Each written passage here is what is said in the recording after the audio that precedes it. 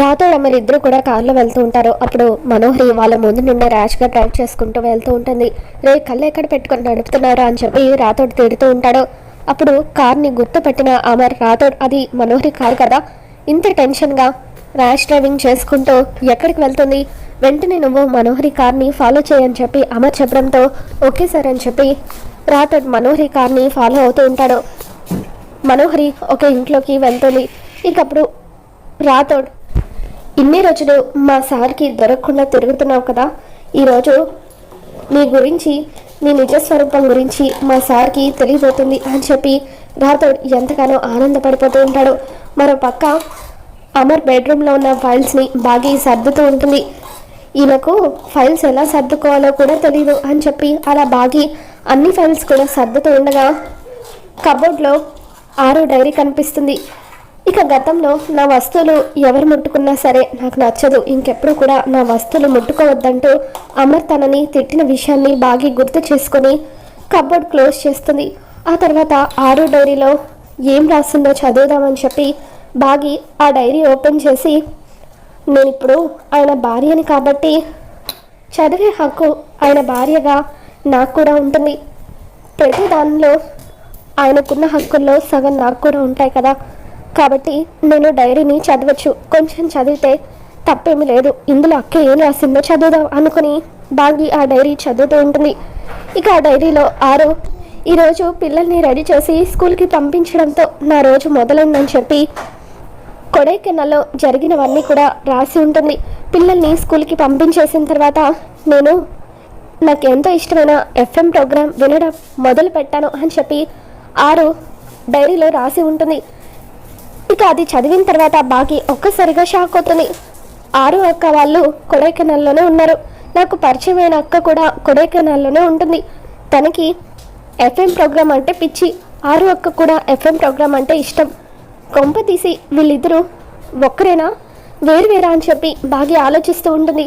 ఇక కిటికీ దగ్గరికి వచ్చిన ఆరు ఇదంతా చూస్తూ ఇదేంటి బాగి చేతిలో నా డైరీ ఉంది, కొంప తీసి మొత్తం చదివేసి ఉంటుందా, నేను ఆ డైరీలో బాగి మీద ఎంత ఇష్టం ఉందో రాశాను, మనోహరి గురించి రాశాను, అలాగే అంజు అనాథ అన్న విషయం కూడా రాశాను, వీటిలో ఏదైనా చదివి ఉంటుందా అని చెప్పి ఆరు టెన్షన్ పడుతూ ఉంటుంది.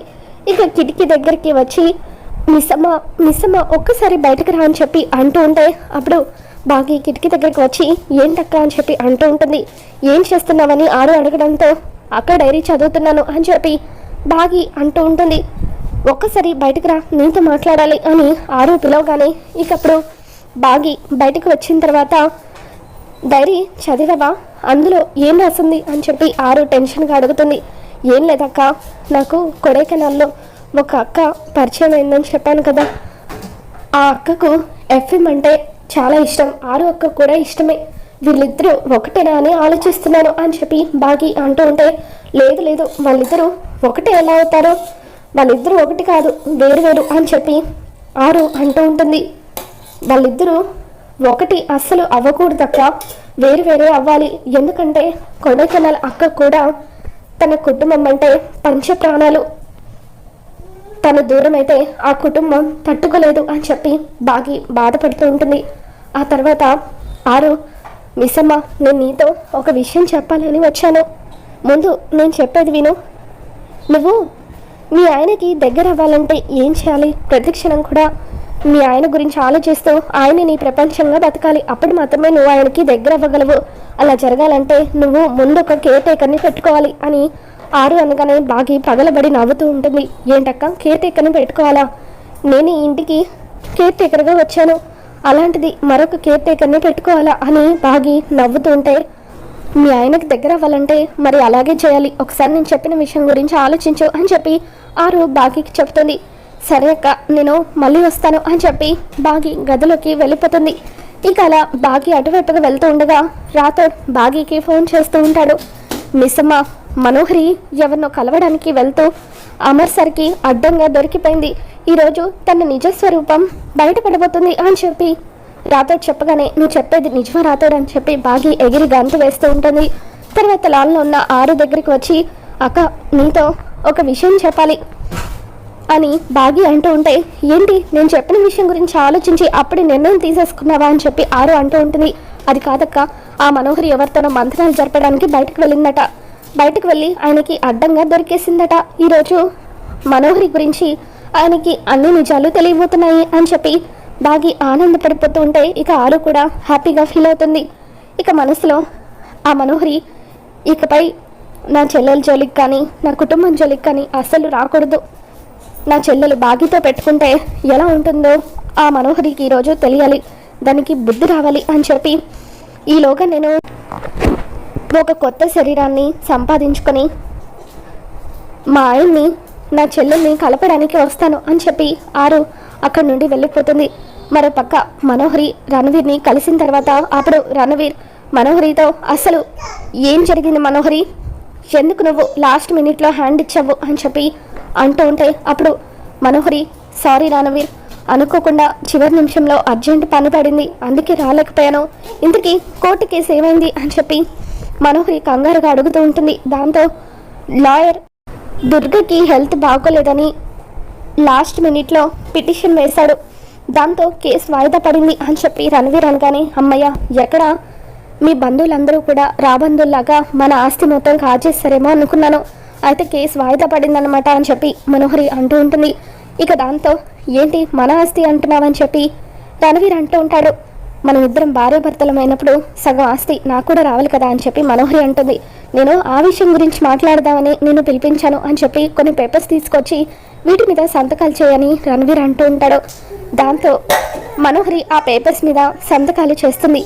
ఇక నీతో నాకు ఏ అవసరం లేదు, నీకు ఈ ఆస్తిలో చిల్లి గవ్వ కూడా రాదు అని చెప్పి రణవీర్ అంటాడు. అదేంటి అని మనోహరి షాక్ అవుతుంది. ఇవేంటో తెలుసా, విడాకుల పేపర్స్, ఇకపై నేను నీకు ఆస్తిలో చిల్లి గవ్వ కూడా ఇవ్వను అని చెప్పి రణవీర్ అంటూ ఉంటే, నువ్వు అలా ఎలా చేస్తావు అని చెప్పి మనోహరి అంటూ ఉంటుంది. చూడు, ఈ విడాకుల పేపర్స్ కూడా అమర్ ఇంటికే వస్తాయి, నీ గతం గురించి అమర్కి తెలియకుండా ఉండాలంటే ఇప్పటికైనా నువ్వు సైలెంట్గా ఉండు, నాకు హెల్ప్ చేస్తూ ఉండు, నాకు కనుక హెల్ప్ చేయకపోతే గతంలో మనకి పెళ్లి జరిగిందని ఇప్పుడే అమర్ ముందు బయట పెడతాను అని చెప్పి రణవీర్ బెదిరిస్తూ ఉంటాడు. ఇక మనోహరి టెన్షన్ పడుతూ ఉంటుంది. ఇంతలో రాథోడ్ అమర్ ఇద్దరు కూడా అటువైపుగా వస్తూ ఉంటారు. ఇక ఒక్కసారిగా తలుపులు తెరుచుకొని అమర్ అక్కడికి రావడంతో మనోహరి షాక్ అవుతూ ఉంటుంది. ఏంటి మనోహరి, నువ్వు ఎక్కడున్నావు అని చెప్పి అమర్ అడుగుతూ ఉంటాడు. దాంతో మనోహరి రణవీర్ అని చెప్పి పక్కకు చూసేసరికి రణవీర్ ఉండడు, అంటే అమర్ వచ్చేసరికి రణవీర్ దాక్కున్నాడు అనమాట అని చెప్పి మనోహరి కవర్ చేస్తూ, నేను చెప్పాను కదా అమర్ అనాథాశ్రమం పన్నుండి వచ్చానని, అక్కడ అనాథాశ్రమం పిల్లలకి సరిపోవడం లేదట, ఇక్కడికి షిఫ్ట్ చేద్దామని ఒకసారి బిల్డింగ్ చూద్దామని వచ్చాను అని చెప్పి అంటూ ఉంటుంది. నువ్వు ఒక్కదాన్ని ఉన్నావా అని అమర్ అంటాడు. అవును, నేను ఒక్కదాన్నే ఉన్నాను, కాసేపట్లో ఇక్కడ మీటింగ్ జరుగుతుంది, మీటింగ్ అవ్వడానికి చాలా టైం పడుతుంది, నువ్వు వెళ్ళమర్ అని చెప్పి మనోహరి అనడంతో అమర్ అక్కడి నుండి వెళ్ళిపోతాడు. తర్వాత రణవీర్ మనోహరితో గొడవ పడుతూ, నీకు అసలు బుద్ధుందా, కొంచెం ఉంటే దొరికిపోయే వాళ్ళం అని చెప్పి రణవీర్ అంటూ ఉంటాడు.